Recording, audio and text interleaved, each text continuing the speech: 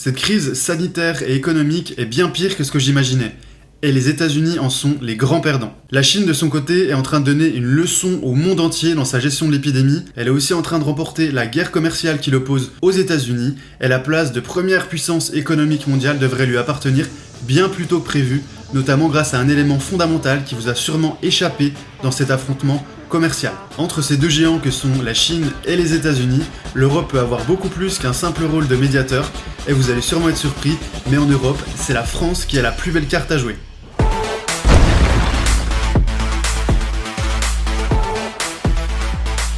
Dans cette vidéo, on va parler de la fin du rêve américain et de la montée en puissance de la Chine dans l'économie mondiale. On va se demander si les États-Unis ont déjà été détrônés par la Chine sur le plan économique. Et la première chose à regarder dans les rapports de force économiques mondiaux, c'est l'utilisation des devises de ces deux puissances, à savoir le dollar pour les Américains et le yuan pour les Chinois. On va commencer avec le dollar, donc ce qui va nous intéresser, c'est la courbe bleu marine qui correspond à l'utilisation du dollar par les banques centrales, et on voit que son utilisation n'a fait qu'augmenter jusqu'en 2014. Ensuite, on a une baisse en 2015, et vous voyez que ça n'a quasiment pas bougé entre 2016 et 2020. Donc on a clairement une baisse de l'utilisation du dollar dans le monde, et cette baisse de l'utilisation du dollar, elle se fait au profit de la devise chinoise qui est le yuan. Sur ce graphique, on voit l'évolution de l'utilisation du yuan dans le monde et on voit qu'elle ne fait qu'augmenter depuis 2016. Alors vous voyez les différents actifs libérés en devises chinoises avec en rouge les dépôts, ensuite on a les prêts, les obligations et enfin les actions tout en bas. Et tous ces actifs financiers en devises chinoises sont dans une tendance haussière. Ce qui est très important pour la Chine aussi, c'est que sa monnaie est devenue officiellement une monnaie de réserve du FMI, le Fonds monétaire international, en 2015.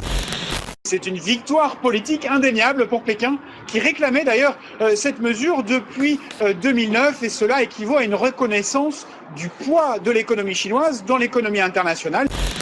Ce qui a fait de cette monnaie l'une des plus prisées des banques centrales et des investisseurs privés avec le dollar, l'euro, le yen japonais, mais aussi la livre sterling. Et ces réserves de change en monnaie chinoise sont en train d'exploser et on estime qu'elles devraient augmenter de plus 250% à plus 500% en 10 ans.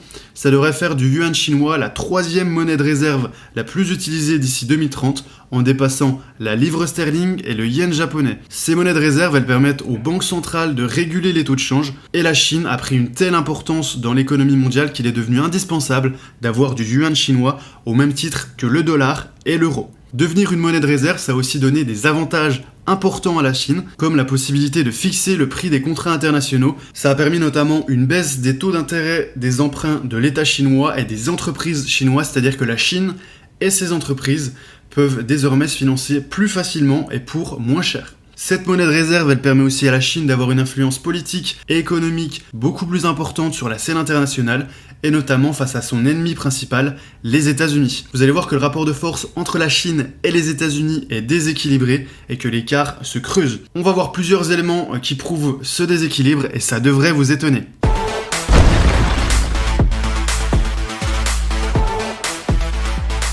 La première donnée impressionnante, c'est la balance commerciale. Ça correspond aux échanges commerciaux entre la Chine et les États-Unis. À gauche, on voit en bleu les ventes américaines en Chine et vous voyez en rouge les ventes chinoises aux États-Unis. Vous voyez que la différence est sans appel. La Chine a vendu en 2018 pour 539 milliards de dollars aux États-Unis, alors que les États-Unis n'ont vendu que l'équivalent de 120 milliards de dollars. C'est-à-dire que la Chine vend 4 fois plus aux Américains que l'inverse. Au premier semestre de 2019, les échanges ont diminué entre les deux pays à cause de la pandémie, mais vous voyez que le ratio est toujours de plus de 4 contre 1 en faveur des Chinois. Et à droite, vous voyez l'argent qui sort des États-Unis chaque année au profit de la Chine. La tendance ne fait que s'aggraver pour les États-Unis.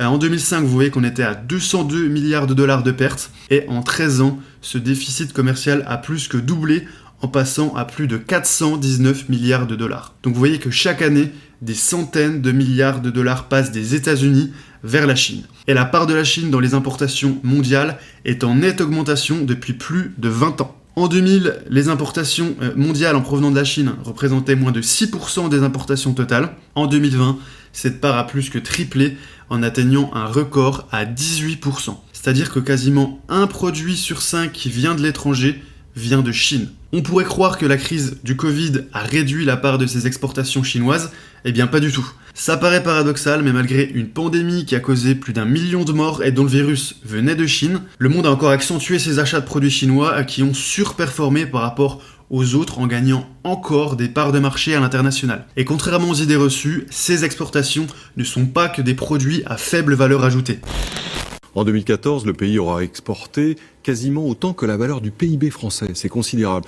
Alors on imagine que ce sont des produits bas de gamme, comme cette chemise par exemple, qui est made in China. Pas du tout. En fait, le textile, c'est le 3e poste des ventes chinoises à l'étranger seulement. Le premier, eh bien, c'est ça. Ce sont des téléphones et des produits informatiques de façon générale. Les produits chinois sont à la pointe de la technologie. Pour vous donner un ordre d'idée, Apple a sorti son premier iPhone 5G en octobre 2020, alors qu'il existait déjà 4 marques chinoises qui proposaient des téléphones 5G. Ces 4 marques sont Huawei, Xiaomi, Oppo et OnePlus. Et vous allez voir que leurs parts de marché sont surprenantes. Donc voilà le nombre de téléphones vendus par les 5 meilleures marques au monde. En bleu foncé, vous avez le numéro 1 mondial qui est Samsung, c'est une marque coréenne. En gris foncé, vous avez Apple, c'est les Américains, que tout le monde connaît. Et ensuite, vous avez, juste après, vous avez Huawei en gris, Oppo en vert, Xiaomi en bleu clair.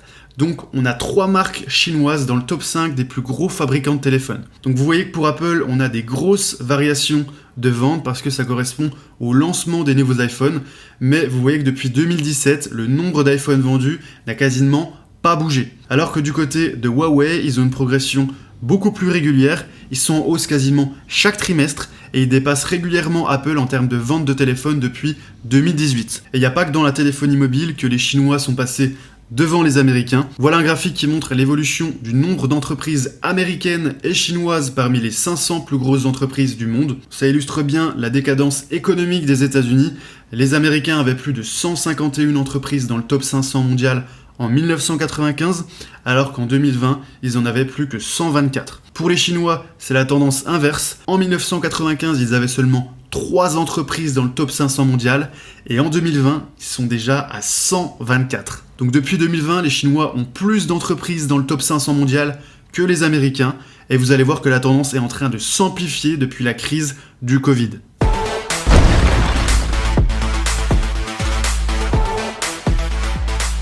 La Chine n'a connu qu'un seul trimestre de baisse de son activité économique à cause du Covid, c'était au début de l'année 2020. Et ce sera la seule grande puissance économique à être en croissance en 2020. Sur l'année, la Chine devrait avoir 1% de croissance, voire même 1,8% de croissance d'après le Fonds monétaire international, contre moins 3,8% pour la zone euro, et même les États-Unis qui devraient être à moins 7,9% de croissance en 2020. Ce sont clairement les grands perdants de cette crise et ça ne fait que commencer.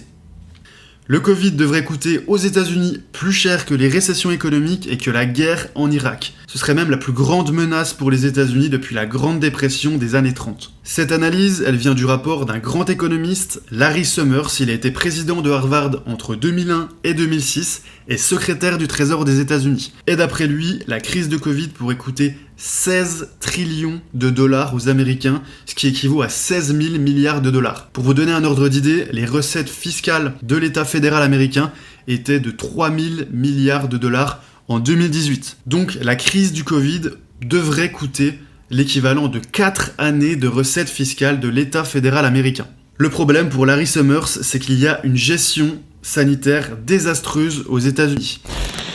Aux États-Unis, de semaine en semaine, de jour en jour, la situation se dégrade. Stratégie floue au niveau national, parfois contradictoire d'un État à l'autre.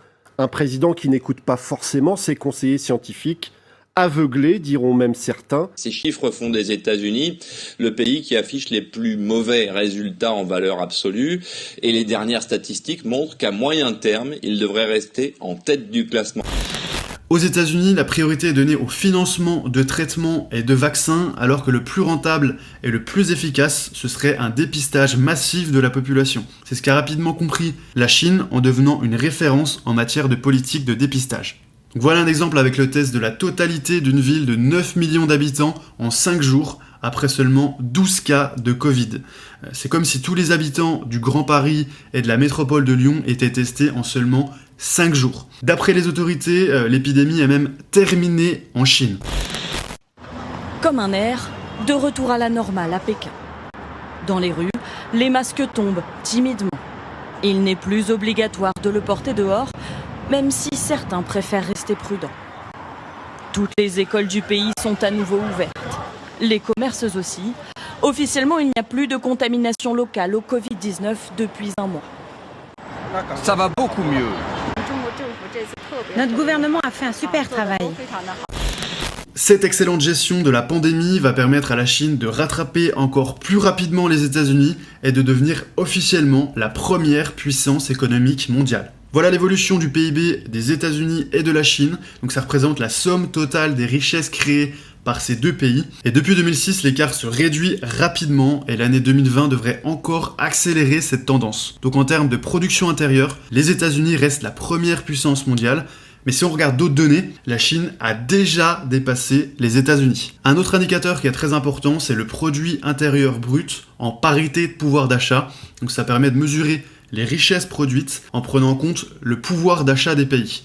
Donc on pensait que la Chine dépasserait les États-Unis en 2020, mais les derniers rapports montrent que la Chine est la première puissance mondiale depuis déjà 2014. Donc on se dirige vers une domination mondiale de la Chine et éventuellement vers un duel Chine-États-Unis. Mais où en est l'Europe dans tout ça ? Vous allez voir que l'Europe a une carte à jouer dans ce nouvel ordre mondial et que la France a beaucoup plus d'atouts qu'on ne le croit.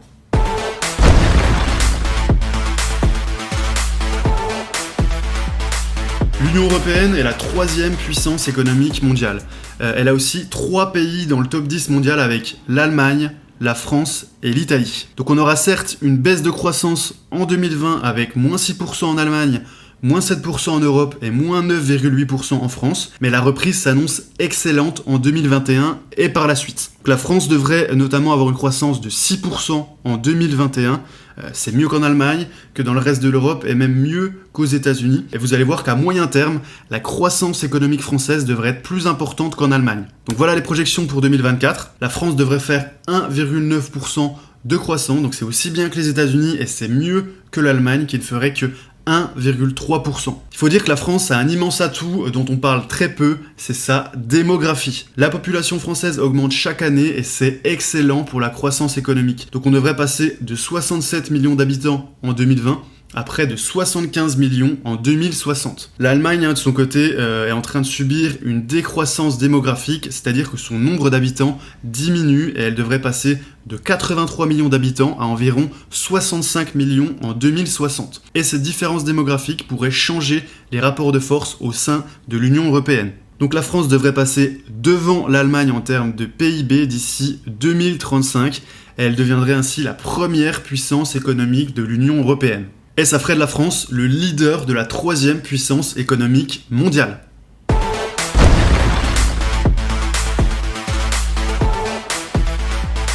Voilà, j'espère que vous avez aimé cette vidéo, que vous avez appris plein de choses. Pensez à me mettre un pouce bleu et à vous abonner à la chaîne si c'est pas encore fait. Donc sur cette chaîne, je parle d'économie mais aussi de trading.